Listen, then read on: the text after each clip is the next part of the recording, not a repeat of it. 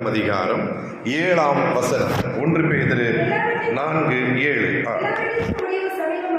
எல்லாவற்றுக்கும் முடிவு சமீபமாயிற்று. ஆகையால் தெளிந்த புத்தி உள்ளவர்களாயிருந்து ஜெபம் பண்ணுவதற்கு ஜாக்கிரதை உள்ளவர்களாயிருங்கள். இந்த நாளிலும் ஆண்டவர் நம்மோடு பேசுகிற ஒரு வார்த்தை என்னவென்றால், ஜெபம் பண்ணுவதற்கு நாம் ஜாக்கிரதையா இருக்கணும். வெள்ளிக்கிழமை விசுவாசத்தை குறித்து பார்த்தோம், நேற்று சாயங்கால நம்பிக்கை குறித்து பார்த்தோம், இன்று காலையில் அன்பை குறித்து பார்த்தோம். இப்பொழுது கடைசி காலத்தினுடைய முக்கியமான ஒரு பணியை குறித்து, ஒரு வேலையை குறித்து நம்ம பார்க்க போறோம். ஆண்டவர் நம்ம ஒவ்வொருவருக்கும் ஒரு முக்கியமான ஒரு வேலை கொடுக்கிறார். என்ன சொல்றாரு? எல்லாவற்றுக்கும் முடிவு சமீபமாயிற்று. உலகத்தில் நடக்கிற காரியங்களாகட்டும், நம்மை சுற்றி நடக்கிற காரியங்களாகட்டும், எல்லாவற்றையும் பார்க்கும்போது ஆண்டவர் சொல்றார் ஜாக்கிரதை அப்படிங்கிறார். ஒரு வீடுகளில் டாக்குக்கு போட்டிருப்பாங்க நாய் ஜாக்கிரதை. அந்த உடனே என்ன செய்வாங்க? யாரா இருந்தாலும் சரி, அவர் பெரிய அதிகாரியா இருந்தா கூட கேட்டுக்கிட்டே நிற்பார். ஏன்னா ஜாக்கிரதைன்னு போட்டிருக்கு, இதை மீறி உள்ள போயிட்டோம்னா நம்மளுக்கு சேதம். அது மாதிரிதான் பேதுரு சொல்லுகிறார் ஜாக்கிரதை. எதற்கு ஜாக்கிரதை? ஜெபம் பண்ணுவதற்கு ஜாக்கிரதை இருங்கள். ஏனென்றால் எல்லாவற்றுக்கும் முடிவு சமீபமாகும் போது பொல்லாத சத்துரு என்ன செய்வான் என்றால், ஜெப வாழ்க்கையிலே அவன் உழை வைப்பான், ஜெப வாழ்க்கையிலே அவன் கேடு விளைவிப்பான், ஜெப வாழ்க்கையிலே அவன் ரொம்ப கண்ணும் கவனம் கருத்துமா இருக்கிறான். ஒரு வேடன், நம்ம பள்ளிக்கூடத்தில் தமிழ்ல படிச்சிருப்போம் ஒரு கதை, சிறுகதை. ஒரு வேடன் என்ன செய்வான்னா, பறவைகளை பிடிக்க வருவான், வேட்டையாட வருவான். அப்போ வலையை வீசி அந்த வலையில நிறைய இரைகளை போட்டு விடுவான். நிறைய அந்த இரைகளை போட்ட உடனே நிறைய பறவைகள் அந்த வலையை பார்க்காமல் அந்த இரைகளை பார்த்தவுடன் சந்தோஷமா இந்த வலையில் வந்து இறங்கி உட்கார்ந்து அவைகள் அந்த இரைகளை சாப்பிட ஆரம்பிக்கும். அப்படி அங்கும் இங்கும் இரைகளை தேடி சாப்பிடும் போது அசையும் பொழுது கால்கள் பின்னிக்கொள்ளும். அப்போ அந்த வேடன் வரும்போது அவனுடைய கண்கள் மாட்டிக்கொண்ட பறவைகளை பார்க்காது, மரத்தில் உள்ள மிச்ச பறவைகளை அவன் எண்ண தொடங்குவான். மிச்ச பறவைகளை பார்ப்பான். அப்ப அவன் பையன் சொன்னானா, டாடி கீழே இவ்வளவு பறவைகள் இருக்கு, இதை பிடிங்க அப்படிங்கும்போது, இல்லடா இது ஏற்கனவே மாட்டிக்கொண்டது, இது பறக்க முடியாது. ஆனா மேல இருக்கிற பறவை இருக்கு பாரு, அதுதான் ரொம்ப முக்கியம், அது அடுத்த வலையில விழ வைக்கணும் அப்படின்னு அந்த வேட்டைக்காரர் சொன்னானா. அது மாதிரிதான் பொல்லாத சத்துரு என்ன பண்றாங்கன்னா, ஜெபிக்காதவங்க அவனுக்கு பிரச்சனையே கிடையாது, ஜெபிக்காதவங்களை டிஸ்டர்ப் பண்றதே இல்லை. ஏன்னா ஜெபிக்காதவர்கள் எல்லாரும் அழகா இருக்க, ஆனா அவனுடைய கருத்து ஃபுல்லா, அவனுடைய கவனம் எல்லாமே, அவனுடைய போக்கஸ் எல்லாமே ஜெபிக்கிறவர்கள். பாருங்க, லூக்கா 18ஆம் அதிகாரம் 1ஆம் வசனம் சொல்லுகிறது, சோர்ந்து போகாமல் எப்பொழுதும் ஜெபம் பண்ண வேண்டும். It's a commandary, it's a commandment, it's a mandatory. ஆண்டவர் கட்டளை கொடுக்கிறார். என்ன சொல்லுகிறார்? சோர்ந்து போகாமல் எப்பொழுதும் ஜெபம் பண்ண வேண்டும். யாருக்கு சோர்வு வரும்? ஜெபிக்காதவங்களுக்கு வராது. ஜெபிக்காதவங்களுக்கு இந்த செய்தி பிரயோஜனமே கிடையாது. அவங்க என்ன நினைப்பாங்க? எங்களுக்கு சோர்வே இல்லையே, நாங்க ஜெபிக்கிறதே இல்லை. கரெக்ட், ஜெபிக்காதவர்களுக்கு சோர்வே வராது, அவங்களுக்கு இந்த ப்ராப்ளமே வராது. ஜெபிக்கிறவங்களுக்கு தான் சோர்வு. ஒருவேளை நீங்க சோர்ந்து போயிருக்கிறீங்கன்னா உங்களை பார்த்து நான் சல்யூட் பண்ணுகிறேன், நீங்க ஒரு ஜெப வீரர், அதனால சோர்வு உங்களோடு போராடுகிறது. நீங்கள் சோர்வை மேற்கொண்டு ஜெபிக்கும் போது நிச்சயமா உங்கள் வாழ்க்கையில் ஒரு பெரிய மாற்றத்தை இந்த ராத்திரிகளை பார்ப்பீர்கள். ஜெபிக்கிறவங்களுக்கு தான் சோர்வு வரும். உங்களுக்கு சோர்வா இருக்கா? ஜெபிக்க முடியலையா? மூடு வரலையா? மைண்ட் வரலையா? ஜெபிக்க தோணவே மாட்டேங்குதா? ஜெபிக்கணும்னு சொன்னாலே தூக்கம் வரதா? You are the prayer warrior. நீங்கள் தான் ஜெப வீரர், நீங்கள் தான் ஜெப வீரர். உங்களைத்தான் சத்துரு டார்கெட் பண்ணி என்ன செய்கிறார்? சோர்வை தருகிறார். விழித்துக் கொள்ளுங்கள். ஏசாயாவின் புத்தகம் 40ஆம் அதிகாரம் 29ஆம் வசனத்தை பாருங்கள். அங்கே வேதம் தெளிவாய் சொல்லுகிறது, சோர்ந்து போகிறவனுக்கு அவர் பலன் கொடுத்து, சத்துவம் இல்லாதவனுக்கு அவர் சத்துவத்தை பெருக பண்ணுகிறார். ஹல்லேலூயா. யாருக்கு சோர்வு இருக்கு? கர்த்தர் சொல்லுகிறார், என்கிட்ட பலன் இருக்கு. யாருக்கு சோர்வு இருக்கு? என்னிடத்தில் பலன் இருக்கு. என் பலன் யாருக்கு? சோர்ந்து போகிறவனுக்கு அவர் பலன் கொடுக்கிறார். சத்துவம் இல்லாதவனுக்கு சத்துவத்தை பெருக பண்ணுகிறார். தளர்ந்து போன கைகளை திடப்படுத்துங்கள் என்று வேதம் சொல்லுகிறது. தள்ளாடுகிற முழங்கால்களை பலப்படுத்துங்கள் என்று வசனம் சொல்லுகிறது. ஹல்லேலூயா. ஜெபம் என்றால் என்ன? நிறைய பேருக்கு அது ஒரு கேள்வி. 1 கொரிந்தியர் 1ஆம் அதிகாரம் அதிலே 7ஆம் வசனத்தை நம்மில் ஒருவர் வாசிக்க நாம் அனைவரும் கவனமாய் கேட்கலாம். 1 கொரிந்தியர் 1:9, 7 அல்ல 9. தம்முடைய குமாரனும் நம்முடைய கர்த்தருமாய் இருக்கிற இயேசு கிறிஸ்துவுடனே ஐக்கியமாய் இருப்பதற்கு உங்களை அழைத்த தேவன் உண்மை உள்ளவர். ஹல்லேலூயா. ஆண்டவர் சொல்லுகிறார், நான் உங்களை அழைத்திருக்கிறேன். I have called you. எதற்காக உங்களை அழைத்திருக்கிறேன்? ஐக்கியமாய் இருப்பதற்கு உங்களை அழைத்திருக்கிறேன். 1 யோவான் 1 பார்க்கிறோம். யோவான் சொல்லுகிறார், எங்கள் ஐக்கியம் உலகத்தோடு இல்லை, எங்கள் ஐக்கியம் பிதாவாகிய தேவனோடும் அவருடைய குமாரனாகிய இயேசு கிறிஸ்துவோடும் எங்களுடைய ஐக்கியம் இருக்கிறது. இந்த உலகத்துல ஃப்ரெண்ட்ஷிப்புக்கு ரொம்ப முக்கியத்துவம் கொடுப்பாங்க. ஆனா ஆண்டவர் எதுக்கு முக்கியத்துவம் கொடுக்கிறார் தெரியுமா? ஃபெல்லோஷிப், ஐக்கியத்திற்கு. ஃப்ரெண்ட்ஷிப்னா என்ன தெரியுமா? ஒரு குறிப்பிட்ட காலம் ஃப்ரெண்டா இருப்பாங்க, அப்புறம் இந்த கோயிலெல்லாம் தான் நடக்கும். காலையில் நான் கோயிலை பார்க்கும்போது தான் எனக்கு தோணுச்சு. ஒரு குறிப்பிட்ட காலம் நானும் கோயிலில் இருந்தேன். கோயிலில் இருப்போம். அதுக்கப்புறம் பார்த்தீங்கன்னா வேலை கிடைச்சோன்னே அவன் செட்டை எடுத்து பறவை மாதிரி பறந்து போயிடுவாங்க. அவ்வளோதான். அதுக்கப்புறம் கோயிலில் இருக்க முடியாது குறிப்பிட்ட காலம். அதுக்கப்புறம் அவங்க காலேஜ் முடிக்கிறாங்க, திருமணம் ஆகுது, எங்கெங்கேயோ போய் செட்டில் ஆகிடுறாங்க. என் கூட பிகாம்சியை படித்த என்னோட நண்பர்கள் 2004 நான் முடித்தேன். சமீபத்தில் 19 வருஷம் கழிச்சு அவனை பார்க்குறேன். 3rd இயருக்கு அப்புறம் அவனுக்கு முடியல நாச்சு போய் ஒரு மாதிரி இருக்கா. என் மனைவி கேட்கிறா, இவர் உங்க கூட படித்தார்? ஆமாம், என் கூட தான் படித்தார். அப்போ 19 வருஷம் ஆயிடுச்சு. பார்த்தோன்னே அவன் கண்ணு கலங்கிருச்சு, எனக்கு கண்ணு கலங்கிருச்சு. இது ஃப்ரெண்ட்ஷிப். ஆனால் ஃபெல்லோஷிப் என்ன தெரியுமா? 24 மணி நேரம். மத்தேயு 28:20 சொல்லுகிறது, உலகத்தின் முடிவு பரியந்தம் சகல நாட்களிலும் நான் உங்களுடனே கூட இருக்கிறேன். எத்தனை பேர் சந்தோஷமா ஆண்டவர் என் கூட இருக்கிறார் சொல்றீங்க? ஹல்லேலூயா. உங்களோடு அவர் 24 ஹவர்ஸ் உங்க கூட இருக்கிறார். இதான் ஃபெல்லோஷிப். அவர் சொல்லுகிறார், யோசுவா 1:5 பார்க்கிறோம், இதோ நீ உயிரோடு இருக்கும் நாளெல்லாம் நான் மோசேயோடு இருப்பது போல உன்னோடு கூட இருப்பேன். நான் உன்னை விட்டு விலகுவதும் இல்லை, உன்னை கை விடுவதும் இல்லை. விலகுவது என்ன தெரியுமா? சங்காத்தமே வேறன்னு சொல்லிட்டு போயிருக்கிறது. ஆண்டவருக்கு அந்த பழக்கமே கிடையாது. சங்கீதம் 121 பார்க்கிறோம், அவர் உன் வலப்பக்கத்தில் நிழலாக இருக்கிறார், உன் தரையில கூட வந்தார், உன்னை விட்டு பிரியாத நிழலாக இருக்கிறார். அவர் சொல்ல விலகுவதில்லை, கைவிடுவது என்ன தெரியுமா? கையை கட்டிட்டு வேடிக்கை பார்க்கறது. அடுத்த சீன் என்ன பண்ண போற? உங்களுக்கு ஒருத்தவங்களுக்கு பணம் தேவை இருக்கும், இவங்க ஹெல்ப் கேட்பாங்க, இவங்ககிட்ட இருக்கும், கொடுக்க மாட்டாங்க. பிரேக்கிங் நியூஸ் வேணும் இவங்களுக்கு, என்ன செய்ய போற? பக்கத்துல இருந்தே கையை கட்டி வேடிக்கை பார்க்கறது. அப்படி நம்ம ஆண்டவர் கிடையாது. பக்கத்துல இருக்கிறவங்க கையை லைட்டா பிடிக்கல, சும்மா பிடிங்க. இப்படித்தான் அவங்க கையை ஆண்டவர் பிடிச்சிருக்கிறாரு. சொல்லுங்க, இப்படித்தான் அவங்க கையை பிடிச்சிருக்கிறாரு. டக்குன்னு விட்டுருங்க. இப்படி விடவே மாட்டார். ஹல்லேலூயா. இப்படி விடவே மாட்டார். ஃப்ரெண்ட்ஷிப் விட்டுரும், ஃபெல்லோஷிப் விடவே விடாது. ஹல்லேலூயா. பிடிக்க தான் தெரியும், விடவே தெரியாது. அவர் சொல்றாரு, உயிரோடு நாளெல்லாம் அவனை விடுவதே இல்லை. கவலைப்படாது. தனிமை என்ன செய்யும்? தனிமையா இருக்கிறீங்களா? சந்தோஷமா இருக்க. எல்லாரும் உங்களை விட்டு போயிட்டாங்களா? ரொம்ப சந்தோஷமா இருக்க. நீங்க விஐபி. அவ்வளோ ஈஸியா ஒரு பெரிய தலைவரெல்லாம் பார்க்க முடியாது. கர்த்தர்களை தலைவராக வச்சிருக்கிறார். ஹல்லேலூயா. எல்லாரும் போனா போட்டோம், என் கூட ஆண்டவர் இருக்கிறாரு. யாரும் பேசலன்னா என்ன பரவாயில்லை, யாரும் மதிக்கலன்னா பரவாயில்லை. எனக்கு ஒரு வெளியேற பெற்ற ஆண்டவர் கிடைச்சிருக்கிற எத்தனை பேருக்கு கிடைக்காத ரட்சிப்பு? இந்த அகால பிறவி, அகால பாவி. பவுல் சொல்றார், பிரதான பாவி. எனக்கு அகால பிறவியாக எனக்கு அவர் தரிசனமானார். ஏன் கர்த்தர் எனக்கு போதுமானவர், எனக்கு வேற எதுவும் தேவையே கிடையாது. 15 வயதுல என் அண்ணன் சொன்னேன் பாருங்க, போன வாரம் அவர் மூலம் அபிஷேகம் பெற்ற உடனே என் நண்பர்கள் எல்லாருமே நீ வந்து போயிட்டாங்க. எனக்கு பேர் சாங்கியாவது பேர் வச்சுட்டாங்க. நம்ம எப்போ பார்த்தாலும் புதிய ஏற்பாடை நான் பைண்டிங் பண்ணி வச்சிருப்பேன். ஏன்னா எங்கள் ஸ்கூல் கேவிஎஸ், பைபிள்லாம் அலௌடு இல்லை. ஸோ உங்களுக்கு புரியும், நான் என்ன செய்யலாம், பைபிள் அட்டை போட்டு வச்சு படிச்சுட்டு இருப்பேன். புதிய ஏற்பாடு, சங்கீதம், அன்பின் செய்தி, அதான் என்னுடைய புக்கு. அதை ஃபுல்லாக படிக்க கிட்டத்தட்ட 28 தடவை 2 இயர்ஸ் படிச்சுட்டேன். சங்கீதத்தில் வந்து நிறைய தடவை படித்து டிஸ்ட்ரிக்டில் வந்து 4வது பிரைஸ் வாங்க கர்த்தர் உதவி செய்கிறார். சங்கீதம் எனக்கு ரொம்ப பிடிக்கும். ஏன் அப்படின்னா அவ்வளோ பிரச்சனை பாடுகளில் தாவீது வந்து கர்த்தரை ஒரு கிருபை என்று உள்ளது பாடியிருக்கிறாரு. அவ்வளோ ஆச்சரியமா இருக்கு. அதே போல நீதிமொழிகள் டேட் வைஸ் படிப்பேன். அதே மாதிரி பைபிளை வந்து எனக்கு ஆண்டவர் கற்றுக் கொடுத்தாருன்னா இட்ஸ் அ லைப்ரரி. வேதாகமும் ஒரு நூலகம். ஒரு 66 புக்கு ஒரு இடத்துல இருக்குன்னா அதுக்கு பேர் நூலகம். நம்ம கையில் இருக்கிறது புக்கு இல்லை, புக்ஸ். 66 புத்தகம் இருக்குதுல்ல, இது நூலகம். ஸோ இந்த நூலகத்தை கேட்டகரி வைஸா ஆண்டவர் கிருபையாக கற்றுக் கொடுத்தார். என்ன அப்படின்னா, சிவகாசியில் ஒரு பாஸ்டர் இருந்தார், நிறைய புக்ஸ் எழுத வரைக்கும். அவர் இல்லை, அவர் பேர் பாஸ்டர் ஜான்ராஜ். அவருடைய ஒரு முறை விருந்தினருக்கு வந்திருந்தார். அப்போ அவர் சொல்லிக் கொடுத்தார். என்ன சொல்லிக் கொடுத்தார்? நான் 12 படிக்கிறேன், 12th ஸ்டாண்டர்ட். அவர் சொன்னார், வரலாறு புஸ்தகம் ஆதியாகமத்திலிருந்து ஆகம புஸ்தகம், ஆதியாகமத்திலிருந்து உபாகமம் வரைக்கும் ஆகம புஸ்தகம்.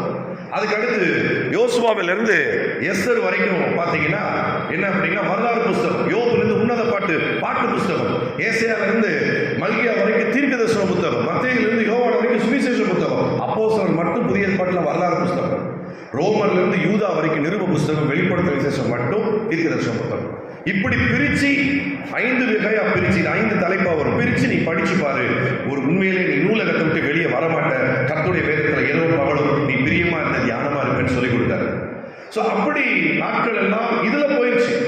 அதனால இப்ப பாத்தீங்கன்னா ஆண்டவர் கிருபையினால தேவனை மேம்படுத்தி சொல்ற எதை பத்தியுமே கவலையே இல்லை. ஏன்னா கர்த்தர் என்னோடு கூட இருக்கிறார். யெகோவா ஷம்மா நம்மோடு இருக்கிறார். இம்மானுவேல் நம்மோடு கூட இருக்கிறார். யெகோவா ஈரே நம்மோடு கூட இருக்கிறார். ஆகவே அவங்க போயிட்டாங்க, இவங்க போயிட்டாங்க, கவலைப்படாதீங்க. சிலரோடு கர்த்தர் இந்த ராத்திரிகளில் பேசுகிறார். யாரும் கடைசி வரைக்கும் நம்ம கூட வரமாட்டாங்க, அதை புரிஞ்சுக்கோங்க. நம்ம கூட கடைசி வரைக்கும் இருக்கிறவர் ஆண்டவர் மட்டும்தான். தாவீது சொல்கிறார், இந்த தேவன் என்றைக்கும் உள்ள சதா காலங்களிலும் நம்முடைய தேவனாய் இருக்கிறார்.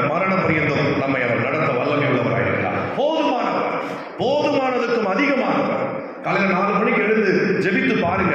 அவரோடு உள்ள அந்த ஐக்கியத்தின் மகிமையை நீங்கள் ருசிக்க முடியும். ஒரு முறை 4 மணிக்கு, நான் எப்பொழுது 4 மணிக்கு எந்திரிச்சு ஜெபிக்கிற பழக்கம். என் பாப்பா கூட, என் ஃபேமிலி வந்து தைரியமாக நான் சொல்கிறேன். பாப்பா என் ஒய்ஃபெல்லாம் சொல்லுவாங்க, அப்பாவை மட்டும் நம்ம ஜெயிக்கவே முடியாது, காலையில் அவர் தான் ஃபஸ்ட்டு எந்திரிப்பார். அப்போ என் பாப்பா இப்போ தான் 2 நாளைக்கு மட்டும் சொன்னாங்க, நான் எந்திரிச்சு காட்டுறேன்ப்பா. ஏன் அப்படின்னா, எங்கள் அப்பா 4 மணிக்கு எந்திரிச்சு முழங்காலில் ஜெபம் பண்ணுவார். ரயில்வே டிரைவர் அவர் 12 மணிக்கு வருவார், 11 மணிக்கு, சில நேரம் 1 மணிக்கு வந்தாலும் 4 மணிக்கு ஒரு ஸ்கூலை போட்டு நெட்டு முழங்காலில் 1000 சோத்திரபலி. அப்பவுமே இப்பெல்லாம் டிவியில் வருது, அப்போ டிவி சேனல்லாம் கிடையாது.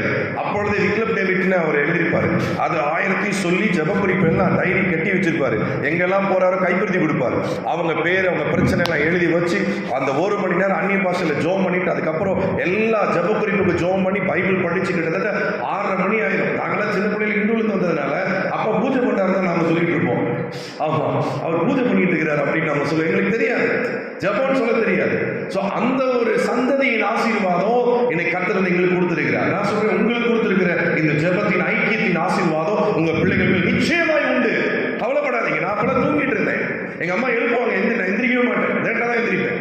ரட்சிக்கப்பட்ட பிறகு நான் எந்திரிக்க ஆரம்பித்தேன். ஆனா அவங்க போட்ட விதையின் அறுவடை எந்த சத்துருவாலும் அளிக்க முடியாது. அல்லேலூயா. நீங்க இன்னைக்கு ஜெபிக்கும் போது உங்க பிள்ளை தூங்கலாம், சோர்ந்து போகாதீங்க. உங்க கணவர் தூங்கலாம், உங்க மனைவி தூங்கலாம், உங்களுடைய அம்மா அப்பா தூங்கிட்டு இருக்கலாம், சோர்ந்து போகாதீங்க. ஒரு நாள் நிச்சயமாய் விதைக்கிற இந்த விதைக்குரிய ஒரு அறுவடை உங்கள் பிள்ளைகளின் வாழ்க்கையில் நீங்க கண்ணார காண்பீங்க. லைசாண்டர் ஆஸ்பத்திரின்னு விருதுநகர்ல இருக்கு. அந்த அம்மா எங்க ஆரம்ப காலத்தில் எங்க அம்மாவுக்கு ஆண்டவருக்குள்ள சத்தியத்தில் நடத்தினாங்க. ரிக்ஷால வந்து வீட்டுக்கு வந்து 1 மணி நேரம் பைபிளை சொல்லி கொடுத்துட்டு போவாங்க. அந்த அம்மா டாக்டர், இப்ப இருக்கிற சிஜித் டாக்டர், அவங்க விமல் டாக்டருடைய அம்மா, அவங்க வந்து 1 மணி நேரம் உட்காந்து சொல்லி கொடுத்துட்டு போவாங்க. ஆனா நடுவில் இருக்கிற டாக்டர் சிஜித் அவங்க ரட்சிக்கப்படலை. ஆனா இந்த அம்மா பார்த்தீங்கன்னா ஜெபம் பண்ணிட்டே இருப்பாங்க. அவங்க ஒவ்வொரு அந்த ரூம்ஸ்லையும் கையை வச்சு ஜெபம் பண்ணுவாங்க. அவங்க எல்லாத்தையும் சொல்லுவாங்க, என் பையன் ரட்சிக்கப்பட ஜெபம் பண்ணுங்க. அந்த ஜெபம் வீண் போகலை. இன்னைக்கு அவர் பெரிய ஊழியக்காரராக இருக்கிறார். இன்னைக்கு பைபிள 100கணக்கான தடவை படிச்சு ஆராய்ச்சி பண்ணி உண்மையில 2000 தான் ரட்சிக்கப்பட்டார் அவர் டாக்டர். இன்னைக்கு பாத்தீங்கன்னா அவ்வளவு ஆழங்கள் அவர் சொல்றாரு, தாயாருடைய கண்ணீரின் ஜெபம் அப்படிங்கிறார். நிச்சயமா சொல்றேன், உங்கள் ஜெபம் உங்கள் கண்ணீர் வீண் போகாது. நிச்சயம் உங்கள் பிள்ளைகள் ரட்சிப்பை கண்ணால காண்பீர்கள். ஹல்லேலூயா. சோ இந்த ஐக்கியம் ரொம்ப முக்கியமானது. It is very important. அவர் சொல்லுகிறார், உங்களை அழைத்த தேவன் உண்மை உள்ளவர். எழுதுறவங்க எழுதிக்கோங்க. ஜெபம் என்பது தேவனால் நமக்கு கொடுக்கப்படுகிற அழைப்பு. ஜெபம் என்பது தேவனால் நமக்கு கொடுக்கப்படுகிற அழைப்பு. It is an invitation from our God. நம்ம வேலை என்னன்னா accept that invitation. அந்த அழைப்பை ஏற்றுக்கொண்டு அவரை சந்திப்பது ஜெபம். இங்க வசனம் அப்படிதான் சொல்லுது, உங்களை அழைத்த தேவன் உண்மை உள்ளவர். இப்ப நான் சில உதாரணங்கள் சொல்ல போறேன். ஆதியாகமத்தில் ஆதாம் ஏவாள் தேவனை தேடவில்லை. ஆண்டவரே, தேவனே எங்கே இருக்கிறீர்? ஆண்டவரே உம்மை தேடுகிறோம், ஆண்டவரே உம்மை நாங்கள் பார்க்க வேண்டும். அவங்க ஆண்டவரை தேடல, ஆண்டவர் தான் அவங்களை தேடி வந்தார் அவளின் குளிர்ச்சியான வேளையில. இதுதான் ஜெபம். ஜெபம் என்பது தேவன் நம்மை தேடி வருகிறார். நீங்க 4 மணிக்கு எந்திரிக்கிறீங்கன்னா 4 மணிக்கு முன்னாடி அவர் உங்களை தேடி வந்து உங்களுக்காக வெயிட்டிங்ல இருக்கிறார், உங்களுக்காக காத்திருக்கிறார். நீங்க கர்த்தருக்காக காத்திருக்கிறீங்கன்னு நினைக்கும் போது ஒன்ன தெரிஞ்சுக்கோங்க, நீங்க கடவுளை ஜெயிக்கவே முடியாது. அவர் தான் உங்களுக்காக காத்திருக்கிறார். நீங்க போய் முழங்கால் போடுங்க, அவர் சொல்வாரு, உனக்கு முன்னாடியே நான் வந்துட்டேன், நீ வருவேன்னு எனக்கு தெரியும், உன்னை நான் இன்னைக்கு ஆசீர்வதிக்க போறேன் என்று சொல்லி ஜெபத்திலே முந்திக் கொள்பவர் ஆண்டவர். அவர் நம்மை அழைக்கிறார். ஆதாம் பாவம் செய்து விட்டார், ஏவாள் பாவம் செய்து விட்டார்கள். ஆனா பாருங்க, ஆண்டவர் தேடி வந்து அவர்களோடு பேசுகிறார். என்ன சொல்கிறார்? ஆதாமே நீ எங்கே இருக்கிறாய்? இதான் ஜெபம். இன்னைக்கு இந்த ராத்திரி வேளை கர்த்தர் போய் பார்த்து சொல்கிறார், நீ எங்கே இருக்கிறாய்?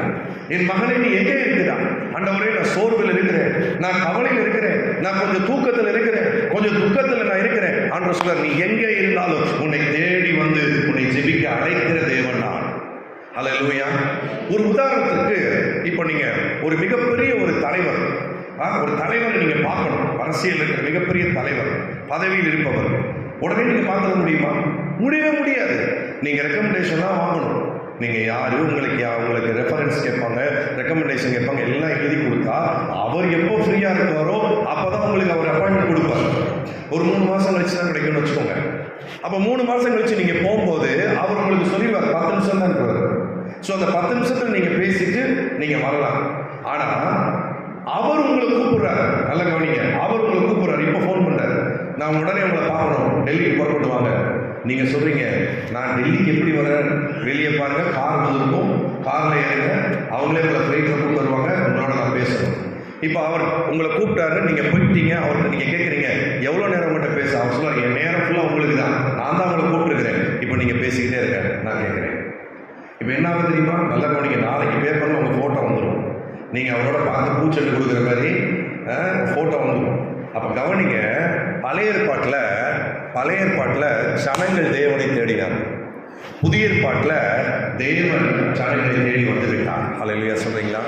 இதான் ஜெபம். பழைய ஏற்பாட்டில் ஜனங்கள் தேடினார்கள், எல்லாத்தையும் ஆண்டவர் பேசல. ஒரு தீர்க்கதரிசி, ஒரு நியாயாதிபதி, ஒரு ராஜா, இவங்க மூலமா தான் கர்த்தர் பேசினார், தேசாதிபதி மூலமா பேசினார். ஆனா புதிய ஏற்பாட்டில் இயேசு இந்த பூமிக்கு வந்தார், தேவன் மாம்சத்தில் வெளிப்பட்டு இப்ப அவர் சொல்றாரு, என்னை கண்டவன் பிதாவை கண்டான், வருத்தப்பட்டு பார சுமக்கிறவர்களே நீங்கள் எல்லாரும் இடத்தில் வாருங்கள், நான் உங்களை இளைப்பாறுதலை தருவேன். இதான் புதிய ஏற்பாடு. இன்னும் நான் உங்களுக்கு புரியும் விதத்துல நான் சொல்றேன். குஜராத்ல நடந்த ஒரு உண்மை சம்பவம். ஒரு கிராமத்துல ஆகாய விமானம் வானத்துல பறந்து கொண்டது பழுதாகி அது பத்திரமாக ஒரு கிராமத்திலே ஒரு வயல்வெளியிலே தரையிறக்கம் செய்யப்பட்டது. அந்த கிராம மக்களுக்கெல்லாம் ஒரே சந்தோஷம். நம்ம கிராமத்துக்கு ஒரு ஏரோப்ளைன் வந்திருக்கு, நமக்கு ஏதோ கொடுக்க போறாங்கன்னா வாடான்னு சொல்லிட்டு விறகடுப்பெல்லாம் ஆஃப் பண்ணிட்டு வேலையெல்லாம் நிப்பாட்டிட்டு கிணத்துல தண்ணி இருக்கிறதெல்லாம் நிப்பாட்டிட்டு கிராம மக்கள் பூரா ஃபுல் அட்டெண்டன்ஸ் எல்லாம் ஓடி விட்டாங்க. இப்போ இந்த ஃப்ளைட்டோட அந்த டோரை திறந்தவொடனே உள்ள இருக்கிற பேசஞ்சர்ஸ் பயணிகள் எல்லாம் வெளியே குதிச்சு அவங்க மக்களை பார்த்து ஓடுறாங்க. மக்கள் இங்கே ஓடி எதிர்த்தாப்புல ஓடி வர்றாங்க. அப்ப இவங்க சொல்றாங்க, ஐயோ ஏரோப்ளைன் பிரச்சனை வெடிச்சிருமான்னு தெரியல, தயவுசெய்து யாரும் போகாதீங்க, பழுதா இருக்கு. ஆனா ஊர் மக்கள் சொல்றாங்க, வெடிச்சாலும் பரவாயில்ல, நாங்க அங்க போய் சாகுறோம்னு சொல்லிட்டு உள்ள போறாங்க. இப்ப அந்த ஆகாய விமானி சொல்றாரு, பயப்படாதீங்க, ஷட் டவுன் பண்ணியாச்சு, ஒரு பிரச்சனை இல்லை, நீங்க தாராளமா உள்ள போய் ஏரோப்ளைனை நீங்க பார்க்கலாம். இப்ப தாத்தா பாட்டி எல்லாம் கஷ்டப்பட்டு உள்ள ஏறி துண்டை விரிச்சு ஒரு தாத்தா அழுதுகிட்டே படுத்துக்கிட்டு இருக்கிறாரு. என்னைக்கிடா அந்த ஏரோப்ளைன் நான் பார்ப்பேன், தொட்டு பார்ப்பேன்னு நினைச்சேன், இது கனவா நிஜமானு கிள்ளி பார்த்து அழுதுகிறாரு. பாட்டி உள்ள உட்காந்து அது வெத்தலை குத்திக்கிட்டு இருக்கு, ஏரோப்ளைன்ல வெத்தலை குத்துற பாக்கியத்தை எனக்கு கிடைச்சிருக்குன்னு சொல்லி அது சந்தோஷப்படுது. பசங்க குதிக்கிறாங்க, ஒரு தாத்தா வெளியே அதை தொட்டு அழுதுகிட்டு இருக்கிறாரு. ஊர் மக்கள் பூரா உள்ள இருக்காங்க. விமானி ரொம்ப நேரம் ஆயிடுச்சு. விமானி சொல்றாரு, உங்களுக்குலாம் பசிக்கவே இல்லையா, போய் சாப்பிட போங்க, இப்படி இங்கே இருக்கிறீங்க, நாங்க சாப்பிடவே மாட்டோம், ஏரோப்ளைன்ல நாங்க இருப்போம். கவனிங்க, பழைய ஏற்பாட்டுல ஆகாய விமானத்தை போல தேவன் இருந்தார். தேவனை ஒரு காலும் ஒருவனும் கண்டதில்லை. சீனாய் மலையில சொல்றாரு, மலையை தொடுகிற எவனும் செத்து போவான் அப்படிங்கிறார். அப்படிப்பட்ட சர்வ வல்லமையுள்ள தேவன் அவர். ஆனா புதிய ஏற்பாட்டுல அவர் மாம்சத்தில் வெளிப்பட்டு பரிசுத்த ஆவியாரை கன்னிமரியா இடத்துல தேவகுமாரனை பிறந்து அவர் சொல்றாரு, சந்தேகப்படுற தோமாட்ட சொல்றாரு, வா என்னை நீ தொட்டுப்பா, என்னுடைய தழும்புகளையும் விரலை வைத்து நீ தொட்டுப்பா, என்னை கண்டவர் பிதாவை கண்டார். எவ்வளவு பெரிய அன்பு பாருங்களேன். இப்போ நமக்கெல்லாம் ஒரே கொண்டாட்டம். எப்படி ஏரோப்ளைனுக்குள்ள ஜனங்கள் உட்கார்ந்து இருந்தாங்களோ அது போல இப்ப ரட்சிக்கப்பட்ட நமக்கு என்ன தெரியுமா, கிறிஸ்துவுக்குள்ளே புது சிருஷ்டியாய் மாறிவிட்டோம். நம்முடைய வாழ்க்கையில பழையவர்கள் எல்லாம் ஒழிந்து போயின, இப்ப எல்லாமே புதிதாய் கொண்டிருக்கிறது. எவ்ரி செகண்டும் புது கிருபை நமக்கு கிடைத்துக் கொண்டிருக்கிறது. எவ்ரி செகண்டும் நமக்கு கர்த்தர் புதிய காரியத்தை செய்து கொண்டே இருக்கிறார். அவர் சொல்கிறார், நான் சகலத்தையும் புதிதாக்குகிறேன். ஹல்லேலூயா! எத்தனை பேருக்கு சந்தோஷமா இருக்கிறது? ஏரோப்ளைன் விட்டு வெளியே இருக்கிறவங்களுக்கு தான் வருத்தம், உள்ள இருக்கிறவங்களுக்கு சந்தோஷம். ஆமென். இன்னைக்கு கர்த்தர் நம்மை கிறிஸ்துவுக்குள்ளே வைத்திருக்கிறார். சரி, இந்த ஜெப வாழ்க்கையினுடைய சில காரியங்களை நான் உங்களுக்கு சொல்லி ஜெபிக்க நான் ஆசைப்படுகிறேன். ரைட். உன்னத பாட்டு 2:10 நான் பார்க்கும்போது ஆண்டவர் சொல்கிறார், என் மனவாளியே வா என்று சொல்கிறார். இதான் இன்விடேஷன். 2:10 வாசிங்க. இன்னொருத்தவங்க உன்னத பாட்டு 1:4 வாசிங்க. என்னை இழுத்துக்கொள்ளும்.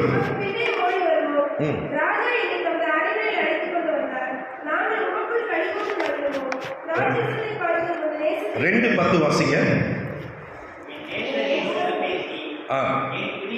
என் பிரியமே, என் ரூபவதியே, எழுந்து வா. இதான் இன்விடேஷன். எப்பனாலும் வரலாம். சிலர் ராத்திரி 11 மணிக்கு உங்களை கூப்பிடலாம் ஆண்டவர். சில பேருக்கு நைட்டு தூக்கம் வராது. நீங்களாம் பாக்கியவான்கள், யாருக்கு கிடைக்கும். நைட் எனக்கு தூக்கம் வர மாட்டீங்கன்னா யூ ஆர் விஐபி, நீங்க பாக்கியவான். உங்ககிட்ட ஆண்டவர் பேச விரும்புகிறார். ஸ்பெஷல் அப்பாயின்மெண்ட் உங்களுக்கு. அந்த வருத்தப்படக்கூடாது, தூக்கு மாத்திரை போடக்கூடாது. போட்டாலும் வராது சிலருக்கு. அவங்கள ரொம்ப விஐபி. போய் உட்காந்துருந்தோம், ஆண்டவரே என்னை நீங்க மனவாளியை பெரிய பேர் கூப்பிடுறீங்க, நான் உங்களை துதிக்க போறேன்ப்பா, ஸ்தோத்திரிக்க போறேன்ப்பா, உன்னை ஆராதிக்க போறேன்ப்பா. திருநெல்வேலியில் டேவிட் ஒரு ப்ரொஃபஸர், அவர் இந்த ஐயனார் ஜானகியம்மாள் காலேஜில் வேலை பார்த்தார். நாகர்கோவில் காலேஜில் ஒர்க் பண்ணார். வாலண்டியர் ரிட்டையர்மெண்ட் வாங்கிட்டு டேவிட் அவர் பேர். அவங்களுடைய மனைவி வந்து டாக்டராக இருக்கிறாங்க, மெடிக்கல் காலேஜ் ப்ரொஃபஸராக இருக்கிறாங்க. அவர் இப்போ ஃபுல் டைமாக டீச்சர்ஸ் ஃபார் கிரைஸ்ட்னு சொல்லி ஊழியம் செய்கிறார். ஒன்லி டீச்சர்ஸ்க்கு ஆன்லைனில் நிறைய மினிஸ்ட்ரி ஜூம் மீட்டிங்லாம் நடத்திட்டு இருக்கிறார். நிறைய டீச்சர்ஸ் அண்ட் ப்ரொஃபஸர்ஸ் அவங்க கம்யூனிட்டியில் இருக்கிறாங்க. அவர் சொல்லுவார், சில வேலைகளில் ராத்திரி தூக்கம் வராது. அவர் என் கூட பேசுகிறத விட நாங்கள் ப்ரேயர் பண்ணுறது தான் அதிகம். இப்போ ஃபோன் பண்ணுவார், கொஞ்ச நேரம் தான், ஒரு 2 நிமிஷம் பேசியிருப்போம், உடனே சொல்லிடுவார், பிரதர் ப்ரே பண்ணுவோமா அப்படிம்பார். ஜெபம் பண்ணால் அது 1/2 மணி நேரம் 3/4 மணி நேரம் ஃபோன்லேயே ஜெபம் போயிடும்.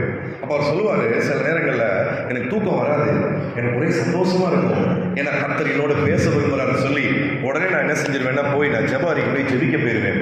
அவருடைய பிள்ளைகள் 2 பேர், அவங்களும் ஒரு டாக்டர், ஒரு பாப்பா படிக்குது, இன்னொரு பையன் ஒர்க் பண்ணுறான் ஃபாரினில். அப்போ அந்த பிள்ளைகள் கூட சொல்லுவாங்களா, டாடிக்கு வேறு வேலையும் இல்லை, நைட்டு தூங்க வேண்டியதானே, போய் ஜெபம் பண்ணிட்டு இருக்கிறாரு. அவர் சொல்லுவாங்க, இல்லை it's a important invitation from my God. தேவன் என்னை பொறுப்புள்ளவன் என்று நம்பி ஏதோ ஒரு காரியத்தை மூலமாய் செய்ய விரும்புகிறார். I have to meet our God. நான் சர்வவல்ல தேவனை சந்திக்க வேண்டும், அவர் என்னை அழைக்கிறார். தேவ பிள்ளைகளே, தூக்கம் வரலைன்னு சொல்லி கவலைப்படாதீங்க. உங்களோட தேவன் சில காரியங்களை பேச விரும்புகிறார். சொல்லு கர்த்தாவை அடியேன் கேட்கிறேன் என்று சொல்லி பாருங்கள், உங்களை கர்த்தர் அநேக ஆத்துமாக்களுக்கு பயன்படுத்துவார். அப்ப பாருங்க, இழுத்துக்கொள்ளும். அதே மாதிரி லூக்கா 11:1 நாம் பார்க்கும்போது, சீஷனில் ஒருவன் ஆண்டவரை பார்த்து கேட்கிறான், ஜெபம் பண்ண எங்களுக்கு கற்றுத்தார். யோவான் தன் சீஷர்களுக்கு ஜெபிக்க கற்றுக் கொடுத்தது போல ஜெபம் பண்ண எங்களுக்கு கற்றுத்தார். நன்றாக கவனியுங்கள். இயேசு சந்தோஷப்பட்ட அந்த அதிகாரம் முழுவதும் ஜெபத்தை குறித்து பாடம் நடத்த ஆரம்பித்து விட்டார். ஜெபத்தை கற்றுக் கொடுக்க ஆரம்பித்து விட்டார். மடமடவென்று இந்த கேள்விக்காக காத்திருந்தது போல ஜெபத்தை குறித்து அநேக காரியங்களை கற்றுக் கொடுக்கிறார். ஆனா கவனிக்கணும், சீஷர்கள் என்ன கேட்கிறாங்கன்னா, யோவான் தன் சீஷர்களுக்கு ஜெபிக்க கற்றுக் கொடுத்தது போல அப்படின்னா, யோவான் ஸ்நானகன் வந்து ஒரு ஜெப முறை வைத்திருக்கிறார். அந்த ஜெப முறையை அவை சீஷர்களுக்கு கற்றுக் கொடுத்திருக்கிறார். ஸோ இவங்க கேட்கிறாங்க, ஆண்டவர் யோவான் கற்றுக் கொடுத்திருக்கிறார், எங்களுக்கு நீங்களும் கற்றுக் கொடுங்க, யோவான் கற்றுக் கொடுத்தது போல. ஆனா இயேசு யோவான் கற்றுக் கொடுத்தது போல கற்றுக் கொடுக்கல, அவர் வேற மாதிரி கற்றுக் கொடுக்கிறார். யோவான் எப்படி ஜெபித்தார் அப்படின்னா, பழைய ஏற்பாட்டு முறைமையின்படி, ஆண்டவரே, தேவனே, கர்த்தாவே, எஜமானனே, இப்படித்தான் பழைய ஏற்பாட்டு முறைப்படி யோவான் ஜெபித்தார். ஆனா இயேசு எப்படி கற்றுக் கொடுக்கிறார்னா, பரமண்டலங்கள் இருக்கிற எங்கள் பிதாவே. அல்லேலூயா. அவர் எப்படி கற்றுக் கொடுக்கிறார்னா, பிதாவை பிதா என்று கற்றுக் கொடுக்கிறார்.